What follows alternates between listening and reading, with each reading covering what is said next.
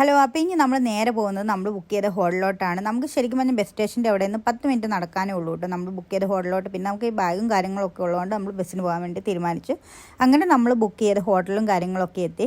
അത്യാവശ്യം കുഴപ്പമില്ലാത്ത റൂമും കാര്യങ്ങളൊക്കെ ആയിരുന്നു കേട്ടോ. അതിനുശേഷം ഞാൻ അവൾക്ക് വാങ്ങിയ വാച്ചൊക്കെ ഗിഫ്റ്റ് ചെയ്തു.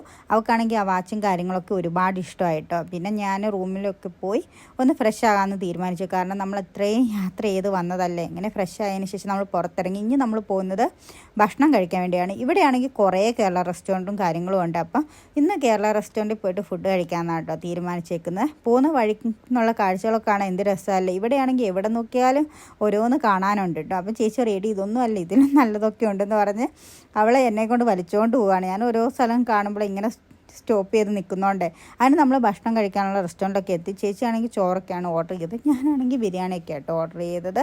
അത്യാവശ്യം നല്ല ഭക്ഷണവും കാര്യങ്ങളൊക്കെ ആയിരുന്നു. അപ്പോൾ അതൊക്കെ കഴിഞ്ഞ ശേഷം നമ്മൾ മെട്രോ കയറിയിട്ട് വത്തിക്കാൻ സിറ്റി കാണാനായിട്ട് പോകുന്നത്.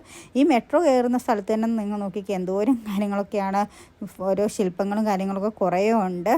എവിടെ നോക്കിയാലും നമുക്ക് കാഴ്ചകൾ മാത്രമേ ഉള്ളൂ കേട്ടോ. മെട്രോയിൽ പിന്നെ നല്ല തിരക്കും കാര്യങ്ങളൊക്കെ ആയിരുന്നു. പിന്നെ നമ്മൾ മെട്രോ ഇറങ്ങിയതിന് ശേഷം ഒരു 12 മിനിറ്റ് നടക്കാനുണ്ട്. അതിന് ശേഷം മനുവിൻ്റെ ഫോട്ടോ ഒക്കെ എടുത്ത് കൊടുക്കുകയാണ്. അപ്പോൾ അടുത്ത വീഡിയോയിൽ അടുത്ത വിശേഷം കാണാം.